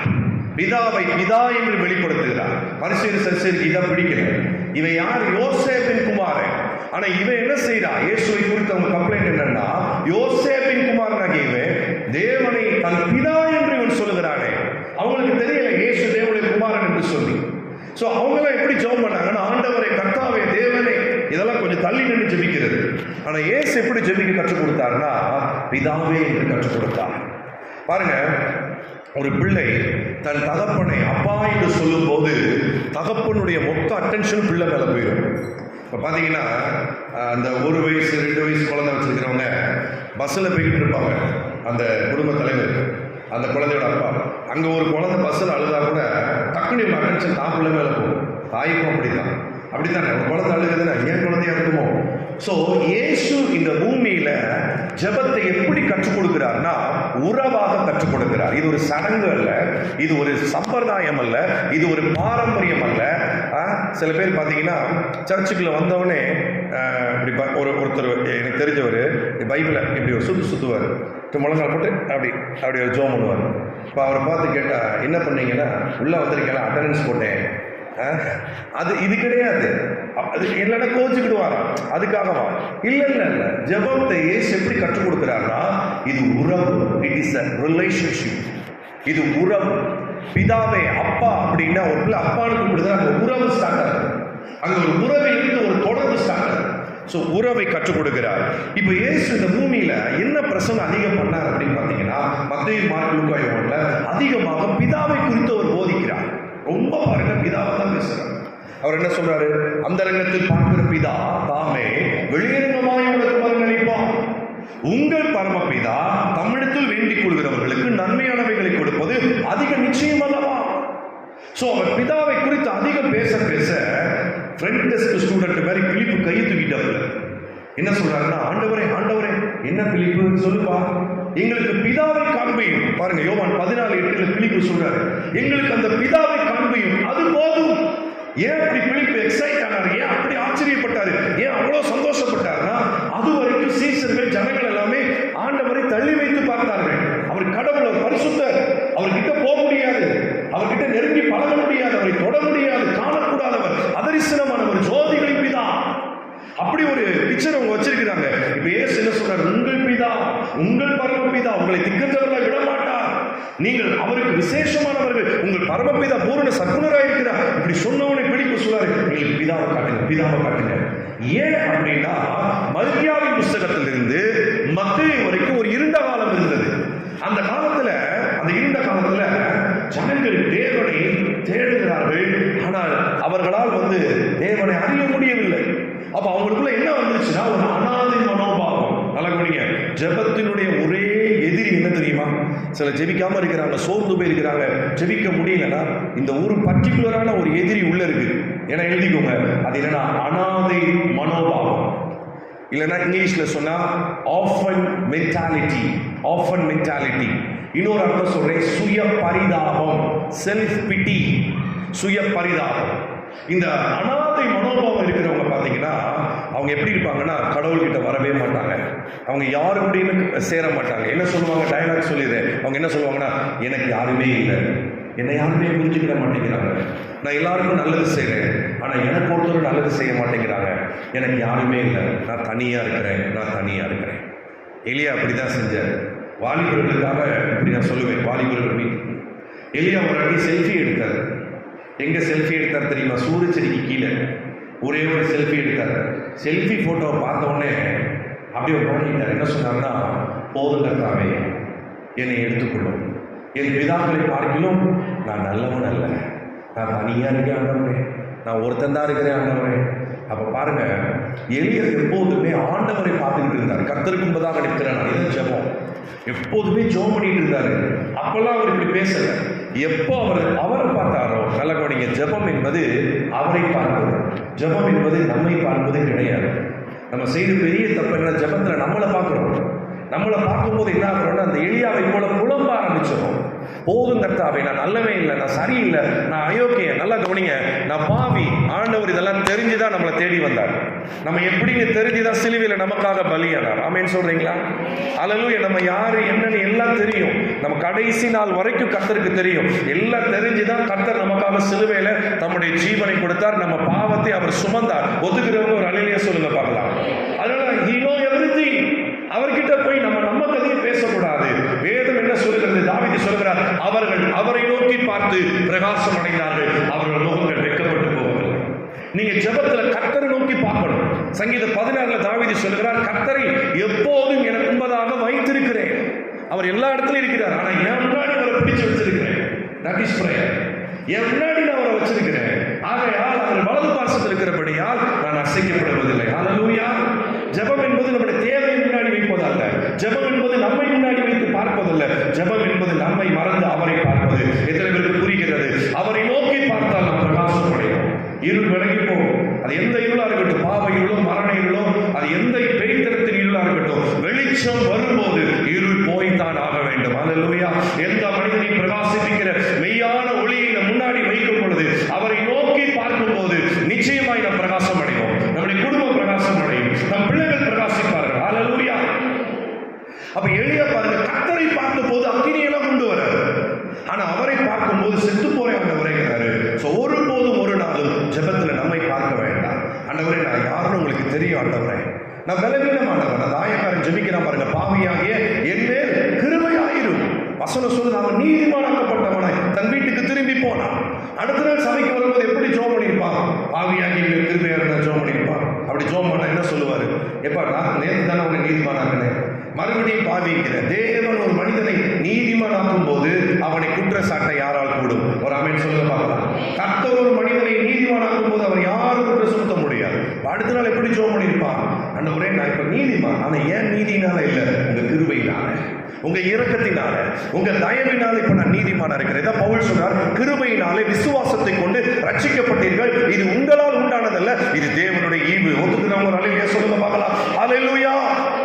இன்னைக்கு நீங்களும் நானும் நீதிமானாக இருப்பது காரணம் அப்ப அந்த ஆயக்காரர் எப்படி ஜெபம் பண்ணுவான்? தினந்தோறும் கிருபையினாலே நீதிமான் ஆக்கின என்மேல் கிருபையா இரு ஆண்டவரே. ஹல்லேலூயா. சோ இன்னைக்கு ஆண்டவர் அந்த கிருபையை நமக்கு அதிகமாய் கொடுக்க விரும்புகிறார். நம்ம செய்ய வேண்டியது தேவ சமூகத்திலே ஜெபத்திலே நம்மை தாழ்த்த வேண்டும். ஹல்லேலூயா. சரி, இங்க பாருங்க. அப்போ என்னை கண்டவன் பிதாவை கண்டான் என்று சொல்லுகிறார். இயேசுவை ஏற்றுக்கொள்ள ஒரு நொடி போதும், ஒரு செகண்ட் தான். ஒரு செகண்ட். ஒரு குழந்தை பிறக்கிறதுக்கு அந்த குழந்தை எந்த முயற்சியும் பண்றதில்லை. அப்படிதான் நம்ம ஏதாவது முயற்சி பண்ண மாட்டோம் பிறக்கிறது, திடீர்னு பிறக்கிறோம். இது மாதிரி தான் மறுபிறப்பு, இது மாதிரி தான் மறுபடி பிறப்பது. ரட்சிக்கப்படுவதற்கு நாங்கள் என்ன செய்ய வேண்டும் அப்படின்னு வந்து கேட்டாங்க பாருங்க பவுல் சீலாட்ட. பவுல் சீலா வந்து ஒரு லிஸ்ட் கொடுக்கல, இதெல்லாம் நீங்க செய்யுங்க, இதெல்லாம் பண்ணுங்க. கர்த்தராகிய இயேசுவை நீ விசுவாசி. என்ன விசுவாசிக்கணும்? அவர் உனக்காக மரித்தார், உன் பாவத்துக்காக அவர் மரித்தார், அவர் உயிர்த்தெழுந்தார், உனக்காக உயிர்த்தெழுந்தார், அவரே ஆண்டவர். நீ விசுவாசிக்கிறியா? ஏன்னா நீ ஒன்னு செய்தால் ரட்சிக்கப்பட முடியாது. சிலுவையில் அவர்களுக்காக எல்லாவற்றையும் செய்து முடித்தார். அந்த கிரியை விசுவாசித்தால் தான் ரட்சிக்கப்பட முடியும். ஹல்லேலூயா. ஆமென். ஹல்லேலூயா. அப்போ இயேசுவை ஏற்றுக்கொள்ள ஒரு செகண்ட் போதும். ஆனா இயேசுவை அறிந்து கொள்வதற்கு நம்முடைய ஆயுசு முழுவதும் பத்தவே பத்தாது. அதுக்கு தான் பைபிள் படிக்கணும். எதுக்கு பைபிள் படிக்கிறோம் அப்படின்னா அவரை அறிந்து கொள்வதற்காக. காலையில் நான் சொன்னேன், அறிவு இன்ஃபர்மேஷன், இன்னொன்று இருக்கு இன்ஸ்பைரேஷன். வெறும் இன்ஃபர்மேஷன் ஒன்றும் உதவாது. ஃபோனில் பாருங்க, நீங்கள் மொபைல் ஹோலி பைபிள் ஆப் வச்சுருந்தீங்கன்னா டோட்டல் பைபிள் ஃபோனில் இருக்கு. அதுக்காக ஃபோன் ரசிக்கப்பட்டுருச்சா? உள்ள வசனம் இருக்கு கிடையாது. ஸோ இன்ஃபர்மேஷன் உதவாது, இன்ஸ்பிரேஷன். அதுதான் கிரீக்ல சொல்லுவாங்க ரேமா. ரேமா அப்படின்னு எழுதிக்கோங்க. ரேமா பிரசன்ட் வாய்ஸ் ஆஃப் காட். நீங்க பைபிள் படிக்கும் போது உங்களுக்கு ரேமாவை கற்றுக் கொடுக்கிறார். இந்த நாளுக்கு உங்களுக்கு என்ன வார்த்தை வேண்டும்? நீங்க ஒரு இன்டர்வியூக்கு போறீங்க, என்ன வசனம் உங்களுக்கு வேண்டும்? ஒரு ஆளை நீங்க பார்க்க போறீங்க, உங்களுக்கு என்ன வார்த்தை வேண்டும்? ஒரு பலவீனம் உங்களுக்கு இருக்கு, எந்த வசனத்தை கொண்டு கர்த்தர் உங்களை சுகமாக்க விரும்புகிறார்? That is called rhema. Rhema என்றால் பிரசன்ட் வாய்ஸ் ஆஃப் காட். தமிழ்ல சொல்றதா இருந்தா ரேமா என்றால் நிகழ்கால தேவ சத்தம். அவர் அதைத்தான் சொல்றார், நான் உனக்கு போதித்து நீ நடக்க வேண்டிய வழியை உனக்கு காட்டுவேன், உன் மேல் என் கண்ணை வைத்து உனக்கு ஆலோசனை சொல்லுவேன். இன்னைக்கு தேவ பிள்ளைகள் நிறைய பிரச்சனை இருக்க காரணம் என்ன தெரியுமா? இந்த ரேமாவை விட்டு விட்டார்கள், தேவனுடைய வார்த்தையை தியானிப்பதை விட்டு விட்டார்கள். இரவு பகலும் தேவனுடைய வார்த்தையில பிரியமாயிருக்க மனமில்லை. இந்த கர்த்தர் சொல்கிறார், வாயின் பிரியமே என் ரூபவதியை நீ எழுந்து வா, நான் உன்னோடு உறவாட வேண்டும் என்று அவர் சொல்கிறார். ஹல்லேலூயா. 2 பேதுரு 3:18 பேதுரு அப்போஸ்தலன் தன்னுடைய கடைசி வசனம், அது அவர் எழுதின லாஸ்ட் வேர்டு. 2 பேதுரு 3:18 அவர் சொல்கிறார், கிறிஸ்துவை அறிகிற அறிவில் வளருங்கள். அந்த அறிவு என்றால் என்ன? உலகத்தில் அறிவுன நாலேஜ்னு சொல்றாங்க. ஆனா பைபிள்ல அறிவு என்றால் எழுதிக் கொள்ளுங்கள், ரிலேஷன்ஷிப், உறவு. ஆதாம் ஏவாளை அறிந்தான் அப்படின்னு என்ன இருக்கும்? ஏவாளை கொடுத்த பயோடேட்டா படிச்சானா? கிடையாது. ஏவாளை அறிந்தான் என்றால் உறவு கொண்டான். The relationship is called knowing. தேவனை அறிவது என்றால் தேவனோடு உறவாடுவது. பாருங்க, இப்போ உங்க பிள்ளைகள் உங்களை பற்றி இந்த மேடையில பேச சொன்னா எந்த ஒரு பிரசங்க குறிப்பு இல்லாம பேசுவாங்க. அப்படிதானே? உங்களை பத்தி பேச சொன்னா உங்க பிள்ளைகள் பிரசங்க குறிப்புலாம் தேவையில்லை, சூப்பரா பேசுவாங்க. ஆனா சிங்கப்பூர்ல இருக்கிற பெரியப்பாவை பத்தி பேசுவாங்களேன், உடனே அவருக்கு போனை போட்டு நோட்ஸ் கேட்பாங்க. பெரியப்பா, உங்களை பத்தி நான் பேசணுமா? ஒண்ணுமே தெரியாது உங்களை பத்தி, சொல்லுங்க அப்படின்னு சொல்லி ஃபுல் குறிப்பு அங்க எடுப்பாங்க. ஏன்னா அவர் அங்க இருக்கிறார், சிங்கப்பூர். ஆனா உங்க கூட இருக்கிற பிள்ளை உங்களை பத்தி பேசுறதுக்கு நோட்ஸ் தேவையில்லை. அது ஏன்னா அது உங்களோட உறவில் இருக்கிறது, உங்களோட ரிலேஷன்ஷிப்ல இருக்கு. அதனால அதுக்கு அறிவே தேவையில்லை, அந்த நாலேஜ்ங்கிற விஷயம் தேவையில்லை. அனுபவம், அந்த அனுபவத்திலிருந்து அது பேசுகிறது. கர்த்தர் நல்லவர் என்பதை அறிந்து கொள்ளுங்கள் என்ற வசனம் சொல்லல, கர்த்தர் நல்லவர் என்பதை ருசித்து பாருங்கள். அவர் மேல் நம்பிக்கையா இருக்கிற மனுஷன் பாக்கியவான். அதான் பிரேயர். சரி, இன்னொரு காரியத்தை நான் உங்களுக்கு சொல்லி நான் முடிக்கிறேன். ஒரு 5 நிமிடம் மாத்திரம். இன்னைக்கு ஒரு 3 சீக்கிரட்டை நான் கொண்டு வந்திருக்கிறேன். இந்த 3 சீக்கிரட்டை மட்டும் ஏபிசின்னு நீங்க நோட் பண்ணிக்கோங்க. ஃபர்ஸ்ட் என்ன அப்படின்னா, ஜெபம் பண்ணும்போது இப்போ நான் சொன்னதெல்லாம் உங்க மைண்ட்ல வச்சுக்கோங்க. கர்த்தர் உங்களை கூப்பிடுறாரு, அவர் உங்க மேல பிரியமா இருக்கிறாரு.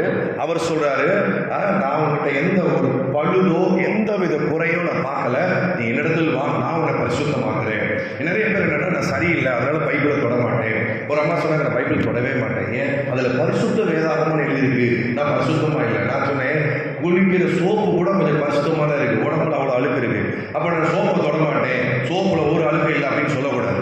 அந்த சோப்பை யூஸ் பண்ணாதான் என்ன ஆகும்? உடம்புல இருக்க அழுக்கு போகும். அது மாதிரி எவ்வளவு அசுத்தம் இருந்தாலும் இயேசுவை அனுமதிச்சாதான், இயேசுவை ஏற்றுக்கொண்டாதான், அவருடைய பைபிள்ல வசனத்தை படிச்சாதான் நம்ம கிளீன் ஆக முடியும். ஒத்துக்கிறவங்க ஒரு அழியா சொல்லுங்க. இந்த போலி பைபிள் போலியா இருக்கிறதுக்காக கிடையாது. இந்த போலி பைபிள் நம்ம போலியா இருக்கிறதுக்காக ஆண்டவர் கொடுத்திருக்கிறார். சோ இதை நீங்க மனதில் வச்சுக்கோங்க. நீங்க எப்படிப்பட்ட நிலையில் இருந்தாலும் அவர்களை ஏற்றுக்கொள்கிறார். சோ நான் இவ்வளவு நாள் ஜெபிக்கல, ஒரு கதை சொல்லிட்டு நான் இதுக்குள்ள போறேன். டிஜிஎஸ் தினகரன் ஐயா அவருக்கு வாலண்டரி ரிட்டையர்மெண்ட் வாங்கிட்டாரு. கிட்டத்தட்ட 55 வயசுன்னு நினைக்கிறேன். அப்போ அவர் ரிட்டையர் வாங்கிட்டு இப்போ 2 வருஷம் ஆயிடுச்சு, ஊழியம் பார்த்துட்டு இருக்கிறார். அப்போ அவர் வீட்டில் காலையில 1:30 மணிக்கு ஒரு பிரச்சனை நடக்குது. காலை அதாவது இரவு 1:30 மணிக்கு பிரச்சனை. வீட்டு வாசல்ல ஒரே கூச்சல். இப்போ இவர் செக்யூரிட்டிக்கு ஃபோன் பண்ணி கேட்குறாரு, என்னப்பா பிரச்சனை? செக்யூரிட்டி சொன்னார், ஒரு பையன் வந்திருக்கிறான், உங்களை இப்பவுமே பார்க்கணும்னு சண்டை போட்டுட்டு இருக்கிறான், டே காலையில் வாடான்னு சொன்னால் கேட்க மாட்டேங்கிறான். உடனே தினகரன் ஐயா சரி உள்ள விடுப்பா அப்படின்ட்டார். சரி உள்ள வந்துட்டான். உள்ள வந்தவொடனே சமணம் கட்டி உட்காந்துக்கிட்டான் வீட்டுக்குள்ள. அவர் சார் எதிர்த்து சேனல் உட்காரு. இல்லைங்க நான் இங்கே உட்காந்துக்கிறேன். சரி எதுக்குப்பா வந்திருக்கிறேன்? எனக்கு பேங்க் வேலை வேணும், இல்லைன்னா இந்த இடத்த விட்டு போக மாட்டேன். என்ன சொல்றான்? அவர் சொல்றாரு, தம்பி நான் ரிட்டையர்ட் ஆகி 2 வருஷம் ஆச்சு, போஸ்டிங்ல இருக்கும் போதே மரியாதை இருக்காது, இப்போ நான் ரிட்டையர்மெண்ட் வாங்கிட்டேன், ஸோ நான் எப்படி உனக்கு வாங்கி தர முடியும்? அதெல்லாம் முடியாது, நான் போக மாட்டேன், இங்கே தான் உட்காந்துருப்பேன். உட்காந்துருக்கான், ஃப்ரெஷ்ஷாக உட்காந்துருக்கான், தூக்கமே இல்லை அவனுக்கு, அப்படியே பகல் மாதிரி உட்காந்துருக்கான். சரி டைரி எடுக்கிறேன், இவன் என்னடா இவனோட பொல்லாப்பா போச்சுன்னு சொல்லி தேடி ஒரு கூட வேலை பார்த்த ஒருத்தர் நம்பரை கஷ்டப்பட்டு எடுத்து மணியை பார்த்தா 2:45. சரி அவர் சொல்றார், தம்பி நம்பர் இருக்கு தம்பி, காலையில் நான் பேசுகிறேன். இல்லை இப்போவே எனக்கு வாங்கிட்டாங்க. சரி என்னடா இது போச்சு, 2:45 ஃபோன் அடிக்கிறார். ஃபோன் அடித்தா அவர் எடுப்பாரா எடுக்க மாட்டாருங்கிற டவுட் அடிக்க அவர் எடுத்துட்டார். எடுத்த உடனே அவர் சொல்றார், நான் தினகரன் பேசுகிறேன், நான் டிஜிஎஸ் தினகரன் பேசுகிறேன்னு சொன்ன உடனே அவர், கனவா நினவா நீங்கள் தான் பேசுகிறீங்களா சார், நீங்கள் தானா சார்? உடனே அவர் சொல்றாரு, ஒரு ஹெல்ப்புக்காக கூப்பிட்டேன், சொல்லுங்கள் சார் நான் செஞ்சிடறேன். இல்லை ஒரு பையன் இப்படி வந்திருக்கிறான், வேலை வேணும்னு கேட்குறேன், நான் சொல்லிட்டேன் தம்பி நான் ரிட்டையர்ட் ஆகிட்டேன், என்னால் ஒன்றும் பண்ண முடியாது சொல்லிட்டேன், அவன் போக மாட்டேங்கிறான், நான் பயோடேட்டா உங்களுக்கு தரேன் சார், அந்த பையனுக்கு நான் பொறுப்பு சார், நான் பார்த்துக்கிறேன் சார். சரி அப்போ நான் ஃபோனை வச்சிருக்கேன், நீங்கள் தூங்குங்க. அதே எப்படி நான் ஃபோனை வைக்க மாட்டேன். எவ்வளோ நாள் ஆச்சு நீங்கள் என் கூட பேசி? 2 வருஷம் ஆயிடுச்சு. போன வாரம் கூட சீரணி அரங்கத்தில் வந்து நான் தூரத்தில் உட்காந்து உங்கள் செய்தியை ஃபுல்லாக கேட்டேன் சார். இன்னைக்கு நீங்கள் என் கூட ஃபோனில் பேசுறீங்களேன்னு அழுகிறாங்க. நீங்கள் என் கூட பேசுங்க சார், ஃபோனை வச்சிருக்காரு. எவ்வளோ நாள் ஆச்சு சத்தத்தை காலையில் 7 மணி வரைக்கும் பேசுகிறாங்க. அவர் ஃபோனை வைக்க மாட்டேன்ட்டார். அவன் பாருங்க, இது மாதிரி தான் ஆண்டவர் நம்முடைய பிள்ளைகள். நீங்கள் சில பேர் இருக்கலாம், நான் ஜெபம் பண்ணி ரொம்ப நாள் ஆச்சு, வாலிப நாட்கள் ரொம்ப நேரம் ஜெபம் பண்ணியிருக்கிறேன், போன வருஷம் கூட நல்லா ஜெபம் பண்ணேன், இப்போ நான் ப்ரேயரை விட்டுட்டேன், நான் ஜெபம் பண்ணி ரொம்ப நாள் ஆச்சு அப்படின்னு நினைக்கிறீங்களா? குற்றமான சாட்சிக்கு இடமே கொடுக்காதீங்க. பிசாசு தான் குற்றமான சாட்சி கொடுப்பான். நீங்கள் இப்போ ஆண்டவரையும் சொல்லுங்களேன், ஆண்டவர் சொல்லுவார், உங்கள் குரலை கேட்டு எவ்வளோ நாள் ஆச்சு, தயவு செஞ்சு ஜெபத்தை நிறுத்திக்காத. ஆண்டவரை நான் எதுக்கு நான் ஜெபம் பண்ணாத, கடன் பிரச்சனை நான் பார்த்துக்கிறேன், ஜெபத்தை நிறுத்தாத. உன் குரலை நான் கேட்கணும்னு ஆசையா இருக்கு, உன் குரலை நான் கேட்க ஆசையா இருக்கு, தயவுசெய்து டோன்ட் ஸ்டாப் யுவர் பிரேயர். ஆண்டவர் நம்முடைய ஜெபத்திற்கு ஒரு அடிமை போல இருக்கிறார். பிள்ளையின் குரல் எத்தனை பேர் பாருங்க, அந்த காலத்துல கடிதாசி தான், இப்பதான் போன். அந்த லெட்டர் வரும்போது பிள்ளைகள் தூர தேசத்திலிருந்து வெளியூர் லெட்டர் அனுப்பும்போது, லெட்டர் படிக்கும்போது எத்தனை பெற்றோர் அனுபவம் தெரியுமா? நான் இப்போ ஸ்கூல் படிக்கும் போது சில பேருக்கு வாசிக்க தெரியாது, அந்த காலத்தில் அப்படிலாம் ஆட்கள் உண்டு. ஸோ அவங்க வாசிக்கிறது கூப்பிடுவாங்க, நான் வாசிக்க அழுவாங்க. எனக்கு கஷ்டமா இருக்கு, ஏன் இப்படி அழுகுறாங்க? எங்கள் அம்மாட்ட பேசுவேன், இன்னும் லெட்டர் வாசிக்கிறேன் அழுகுறாங்க, 2 தடவை வாசிக்க சொல்றாங்கம்மா, ஒரு தடவை வாசிக்கிறேன், இன்னொரு தடவை வாசிக்க சொல்லி அழுகுறாங்க. தேவ பிள்ளைகளை, ஆண்டவர் உங்கள் அன்புக்கு ஏங்குகிறார். நீங்க என்ன கேட்டாலும் அவர் சொல்றார், யோவான் 14:14, அதெல்லாம் எனக்கு ஒரு விஷயமே இல்லைங்கிறார். என் நாமத்தினால் நீ எதை கேட்டாலும் அதை நான் செய்வேன், ஆனா நீ என்னை விட்டு போயிடாத, நீ என் கூட பேசிக்கிட்டே, உன் குரல் எனக்கு இனிமையானது. அல்லேலூயா. ஃபர்ஸ்ட் ஜெபத்தில் சீக்கிரம் ஃபர்ஸ்ட் எழுதி கொள்ளுங்க. யோவான் 11:41 எழுதி கொள்ளுங்க. ஃபர்ஸ்ட் என்னன்னா, அவர் எப்போதும் செவி கொடுக்கிறவர். He is always online. அவர் எப்போதும் செவி கொடுக்கிறவர். இதை நீங்க நோட் பண்ணிக்கோங்க. அங்க வசனத்தை வாசிங்க வேகமாக. இல்ல, யோவான் 11:41.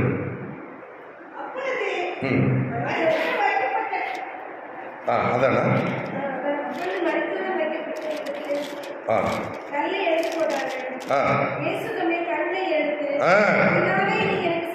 நீர் எனக்கு செவி கொடுத்தபடி உங்களை ஸ்தோத்திரிக்கிறேன். 42, நீர் எப்போதும் எனக்கு செவி கொடுக்கிறீர்.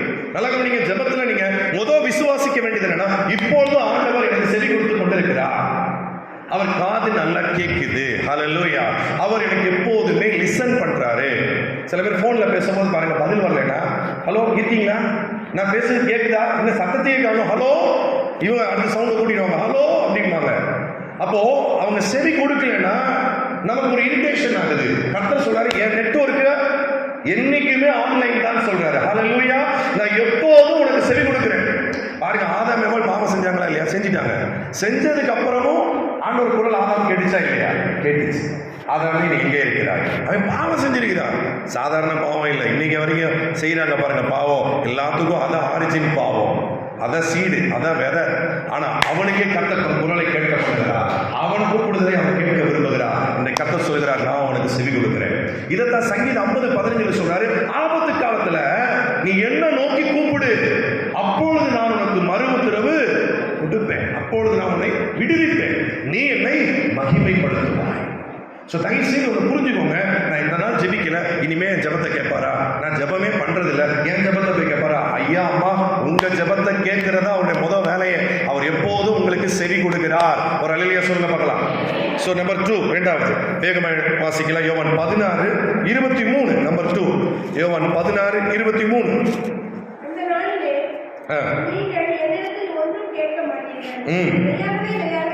எங்கெல்லாம் மெய்யாகவே மெய்யாகவே வருதோ அதை நம்ம நம்ப மாட்டோம். அதனாலதான் அவர் சொல்றாரு, மெய்யாகவே மெய்யாகவே நீங்கள் நாமத்தினாலே பிதாவிடத்தில் கேட்டுக்கொள்வது எதுவோ அதை அவர் உங்களுக்கு தருவார். இரண்டாவது, கேட்டதை தருவார். எழுதிக்கோங்க, கேட்டதை தருவார். மத்தேயு 7:8 சொல்றாரு, கேட்கிறவன் எவனும் பெற்றுக் கொள்கிறான். ஆண்டவர்கிட்ட ஒருத்தன் உதவி கேட்டுட்டான், அவன் எவனா இருந்தாலும் சரி, அவன் கிறிஸ்தவனோ மற்றவனோ, யாரோ ஒருத்தன் இயேசுவே அப்படின்ட்டானா அவனுக்கு அவர் உடனே பதில் செய்வேன்னு சொல்றாரு. ஏன்னா அவர் எல்லோருக்கும் ரட்சகராக இருக்கிறார்.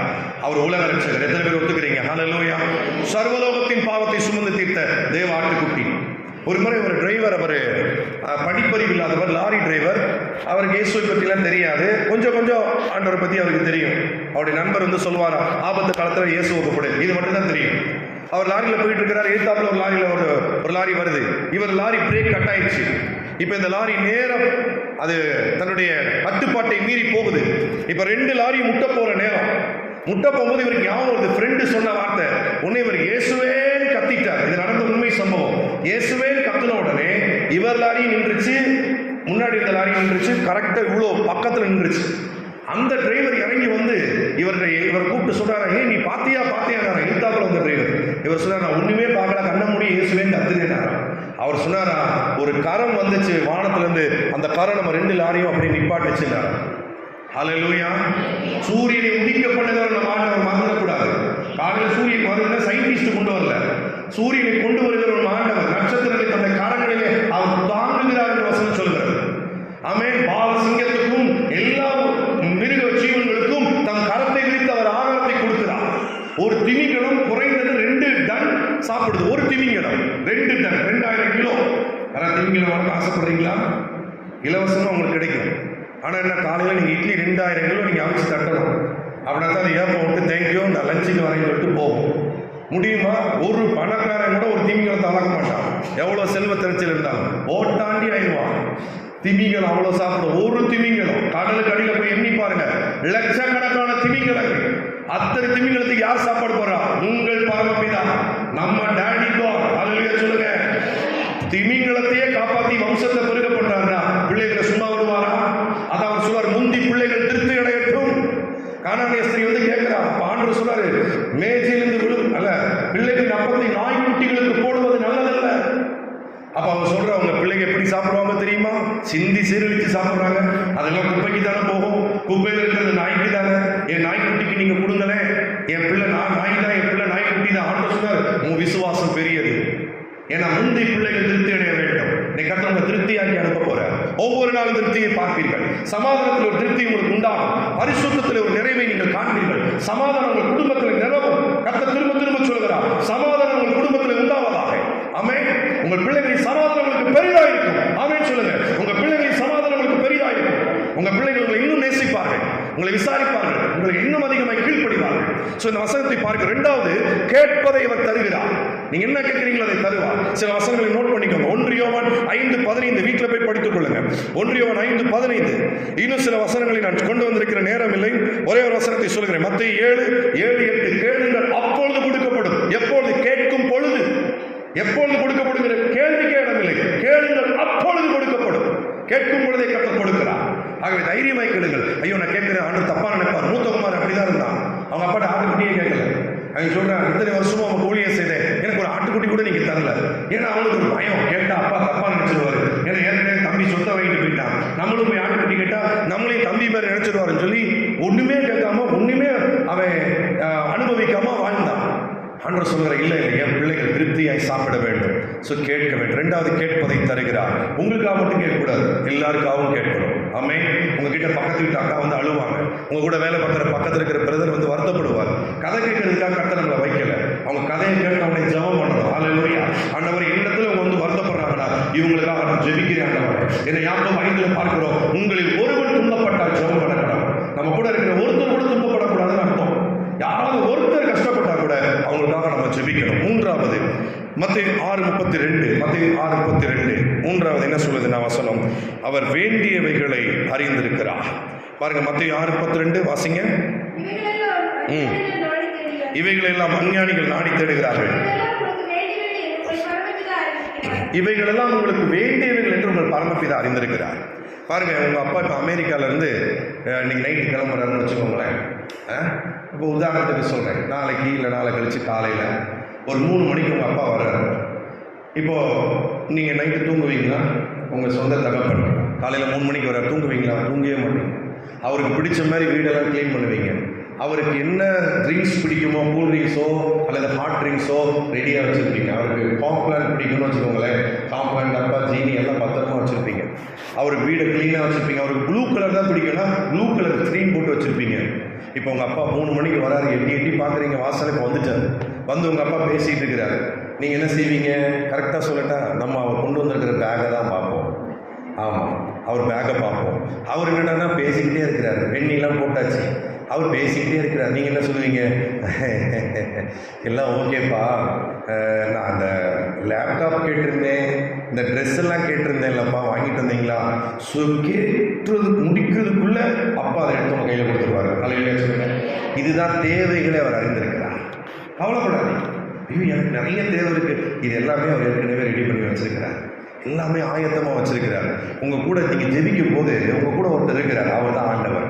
அவர் வெறுமையை வீசிட்டு வரல, அவர் உங்களுக்கு வேண்டிய எல்லாத்தையும் கொண்டு வந்துடுறார். அதனால் உங்கள் தேவைகளை அறிந்திருக்கு. எதுக்கு இதை சொல்கிறாருன்னா, மூணாவது ரொம்ப முக்கியம், தேவைகளை அறிந்திருக்கிறார். எதுக்கு சொல்கிறாருன்னா, கவலைப்படவே கூடாது, கவலைப்படக்கூடாது. கவலையில் காணாமல் எடுத்துட்டா என்ன இருக்குது? வலை. அந்த வலையில் சிக்கிட்டோம்னா நம்மளால் தேவனை தேடவே முடியாது. அதான் அவர் சொல்றாரு, 1 பேதுரு 5:7, அவர் உங்களை விசாரிக்கிறவர் அப்படின்னால் உங்கள் கவலைகளை எல்லாம் அவர் மேல் வைத்து விடுவேன். உங்களுக்கு இன்னைக்கு தேவைகளை குறித்த கவலைகள் இருக்கிறதா? உங்கள் பிள்ளைகளை குறித்த எதிர்காலத்தை குறித்து அன்று அதெல்லாம் என்கிட்ட கொடுத்துரு, கவலைகளை என்கிட்ட கொடுத்துரு, நான் உன்னை ஆதரிப்பேன். நீதிமானை ஒருபோதும் தள்ளாட விட்டார். கண்களை மூடி ஜெபிக்கலாம். எஸ், இந்த நிறைவு நாளிலே கொஞ்சம் நேரம் ஆயிடுச்சு, 2 நிமிடம் மட்டும் நான் எடுத்துக்கொள்ளுகிறேன். நல்ல மனம் திறந்து ஆண்டவரை ஸ்தோத்திரிப்போம், நிறைவான இதயத்தோடு கர்த்தரை ஸ்தோத்திரிப்போம்.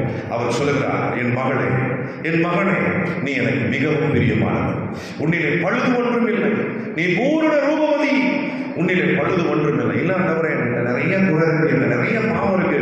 ஆண்டவர் சொல்கிறார், அதை நான் இரத்தாம்பர சிவப்பாயிருந்தாலும் அதை பஞ்சை போல நான் வெண்மையாக்குவேன். கிழக்குக்கும் மேற்குக்கும் உள்ள தூரமாய் உன்னுடைய பாவத்தை உன்னை விட்டு தூரப்படுத்துவேன். இதோ நீ எனக்கு வேண்டும் என்று கர்த்தர் சொல்கிறார். இருவழி சந்திலே கட்டப்பட்டிருந்த ஒரு கழுதை இயேசு சொன்னார், ஆண்டவருக்கு வேண்டும் என்று சொல்லுங்கள், அந்த எஜமானத்தை கழுதை அவிழ்த்து விடுவார். இன்னைக்கு கர்த்தர்களை விடுதலையாக்குற ஒரு இரவுக்கு நாம் வந்திருக்கிறோம். இந்த கர்த்தர்களை விடுதலையாக்க போகிறார். எல்லாரும் வாய்த்திருந்து சோதனை பண்ணுங்க. எந்த கட்டுகளா இருந்தாலும், எந்த பிரச்சனையா இருந்தாலும், எந்த போராட்டமா இருந்தாலும், எந்த வியாதியின் கட்டா இருந்தாலும், இன்று கர்த்தர் உங்களை விடுதலை பண்ண வந்திருக்கிறார். குமாரன் உங்களை விடுதலையாக்கினார். மெய்யாகவே நீங்கள் விடுதலையாவீர்கள். இது மெய்யான விடுதலையின் ஜெபம், இது மெய்யான விடுதலையின் இரவு. கர்த்தர் சொல்லுகிறார், இதோ நீ ஜெபிக்கும்படி உன்னை நான் அழைக்கிறேன். எல்லாவற்றுக்கும் முடிவு சமீபமாயிற்று. உன் நேரங்களை விரயமாக்க வேண்டாம். கவலைக்கும் மனுஷரோடு வீணாய் பேசுகிற காரியத்திற்கும், தேவையில்லாத காரியங்களுக்கும், டிவிக்கும், உறக்கத்திற்கும் நேரத்தை தாரை வார்த்தது போதும் என்று கர்த்தர் சொல்லுகிறார். இதோ என் பிரியமே, என் மகனை, என் நேச குமாரனை, என் நேச குமாரத்தையே, புறப்பட்டு வா. இயேசுவை பார்த்து பிதா நேசகுமாரன் சொன்ன உடனே 40 நாட்கள் ஜெபிக்கும்படி புறப்பட்டு போனார். உடனே ஜெபிக்க புறப்பட்டு போனார். நேசகுமாரன் வெளிப்பாடு வந்தவுடனே உறவுக்கு புறப்பட்டு போனார் இயேசு. இன்று கர்த்தர் உங்களை உறவாடும்படி அழைக்கிறார். எப்போதும் அவர் செவி கொடுக்கிறார். இப்ப நீங்க பேசுறதை கர்த்தர் கவனித்து கேட்கிறார். நீங்க என்ன சொல்றீங்கிறத நல்லா கவனிக்கிறார். ஜெபிக்கிறவனையும் ஜெபத்தையும் மதிக்கிற தேவன் அவர். இன்னைக்கு உங்களை அவர் மதிக்கிறார். என்னை கனம் பண்ணுகிறவனை நானும் கனம் பண்ணுவேன் என்று கர்த்தர் சொல்கிறார். இன்றைக்கு உங்களுக்கு அவர் கனம் பண்ணுகிறார். இந்த கர்த்தருடைய கனம் உங்கள் மேல் இறங்கி வருகிறது. அப்படி வல்லமை இறங்கி வருகிறது. ஆமென். நன்றி பரிசுத்த ஆவியானவரே. யார் யார் இப்பொழுது உத்தம இருதயத்தோடு மெய்யான மனஸ்தாபத்தோடு முழு இருதயத்தோடு விசுவாசத்தோடு தேடுகிறார்களோ அவர்களுக்கு நீர் இப்பொழுது வெளிப்படுவீராக. உங்கள் முழு இருதயத்தோடு நீ தேடுவீர்களானா என்னை தேடுகையில் கண்டடைவீர்கள். என்னை தேடுகையில் கண்டடைவீர்கள். இப்போது கர்த்தர் உங்களுக்கு தன்னை வெளிப்படுத்துகிறார். ஆமென். அவருடைய கிருபை இறங்கி வருகிறது. அவருடைய பிரசன்னம் இறங்கி வருகிறது. பெற்றுக்கொள்ளுங்கள். நன்றி பரிசுத்த ஆவியானவரே. நன்றி அப்பா. கர்த்தரே ஆவியானவர். கர்த்தருடைய ஆவி எங்கேயோ அங்கே விடுதலை உண்டு. இந்த கர்த்தரை விடுதலையாக்குறார். தாங்க முடியாத சுமைகள், தாங்க முடியாத பாரம், தாங்க முடியாத கவலை, சரத்திருக்கிற பலவீனம் அத்தனையும் இப்போது இயேசு கிறிஸ்துவின் அதிகாரமுள்ள நாமத்திலே வெளியேறுவதாக. I command in the name of Jesus. Get behind now. இப்போது வெளியேறுவதற்காக நன்றி செலுத்துகிறேன். ஏமே கட்டுகள், சாப கட்டுகள் அத்தனையும் இயேசுவின் நாமத்தில் உடைக்கப்படுவதாக. ஏமே கைவிடாடி ஒரு வழியாய் வருகிறவன் 7 வழியாய் ஓடி போகிறார். இந்த கர்த்தர் சத்துரு இல்லாத இளைப்பாறுதலை யோசபாத்தின் ராஜ்யத்திலே யுத்தம் இல்லாத இளைப்பாறுதல் இருந்தது போல, சமாதானத்தின் ராஜ்யபாரமாய் சாலமோனின் நாட்கள் இருந்தது போல, இப்போது உன்னுடைய நாட்கள் முழுவதும் ஒரு இளைப்பாறுதலை சமாதானத்தையும் கர்த்தர் உங்களுக்கு இப்போது கொடுக்கிறார். பெற்றுக்கொள்ளுங்கள் எல்லாரும். நன்றி ராஜா. அவர்களுக்கு செவி கொடுக்கிறார். காலையோ இரவோ எப்பொழுதோ பிரயாணமோ வழி பிரயாணமோ நீ எப்ப கூப்பிட்டாலும் அவர்களுக்கு செவி கொடுக்கிறார். அவர் சொல்கிறார் மோசையை பார்த்து, ஆண்டவரே நாமம் என்ன என்று கேட்டபோது இருக்கிறவராகவே இருக்கிறேன் என்று சொன்னார். நான் மாறவில்லை, நான் மாறவில்லை. நீதான் மாறிட்ட, நீதான் என்னை விட்டு தூரமா போயிட்ட, நீதான் பின்வாங்கி போயிட்ட, நீதான் என்னை அவிசுவாசமை சந்தேகப்பட்ட. ஆனால் நானும் மாறாத தேவனாய் இருக்கிறவராகவே இருக்கிறேன் என்று கர்த்தர் சொல்கிறார். உங்களுக்கு அவர் செவி கொடுக்கிறார். நல்லா கூப்பிடுங்க, வாயை திறந்து கூப்பிடுங்க. அன்றைக்கு பர்த்திமேயை பார்த்து ஜனங்கள் அதட்டினார்கள், வாயமோடு பிச்சைக்காரனே, நீ ஒரு பாவி, நீ ஒரு குருடன், உனக்கு தேவன் செவி கொடுக்க மாட்டார், வாயமோடு என்று அதட்டினார்கள். ஆனால் அவனோ முன்னிலும் அதிகமாய் சத்தமாய் கூப்பிட்டான். இயேசு அவன் சத்தத்துக்கு செவி கொடுத்து அவனுக்காக நின்று அவனை தம்மிடத்தில் வரும்படி சொல்லி அவனுக்கு உடனே பார்வை கொடுத்தார். இன்னைக்கு யார் யார் கூப்பிடுகிறார்களோ, வேதம் சொல்கிற தம்மை நோக்கி கூப்பிடுகிற யாவருக்கும், உண்மையாய் தம்மை நோக்கி கூப்பிடுகிற யாவருக்கும் கர்த்தர் சமீபமாய் இருக்கிறார். கைகளை தட்டி நன்றி செலுத்துங்க. உங்களுக்கு கர்த்தர் சமீபமாய் இருக்கிறார். நன்றி நன்றி நன்றி ராஜா. நன்றி ஆண்டவரே. நன்றி. இரண்டாவது கேட்பதை அவர் கொடுக்கிறார். நீங்க மனுஷத்தை கேட்டு உங்களுக்கு கிடைக்காம இருக்கிறார், உங்க சொந்தக்காரத்தை கேட்டு உங்களுக்கு கிடைக்காம இருக்கிறார், உங்க பிள்ளைகளை கேட்டு கிடைக்காம இருக்கிறார். ஒரே ஒரு முறை கர்த்தரிடத்தில் கேளுங்க, ஆண்டவரத்தை கேளுங்க. நாமத்தினாலே நீங்கள் எதை கேட்டாலும் அதை நான் செய்வேன், அதை நான் செய்வேன் என்று சொல்லுகிறார். நான் உனக்கு இருக்கிறேன். ஏன் நீ கலங்குகிற? வயசாயிடுச்சு நினைக்காது. ஐயோ பிள்ளைகள் வெறுத்து விட்டார்கள், என்னை விசாரிக்காமல் இருக்கிறார்கள், சொந்த பந்தம் என்னை கைவிட்டு விட்டது நினைக்காது. அவர் சொல்லுகிறார், நான் உன்னை விட்டு விலகுவதும் இல்லை, உன்னை கைவிடுவதும் இல்லை. உங்க கரத்தை பாருங்க, உங்க கையை பாருங்க. அந்த கையில் ஒரு தழும்புள்ள கரம் உங்களை பிடித்திருக்கிறது. அந்த கரம் உங்களை விடுவதில்லை, அந்த கரம் உங்களை கீழே விடுவதில்லை. கவலைப்படாதீங்க. தீயை கடக்கும் போதும் தண்ணீரை கடக்கும் போதும் நான் உன்னோடு கூட இருப்பேன். அவைகள் உண்மையில் பற்றாது, அவைகள் உண்மையில் புரளாது என்று கர்த்தர் சொல்கிறார்.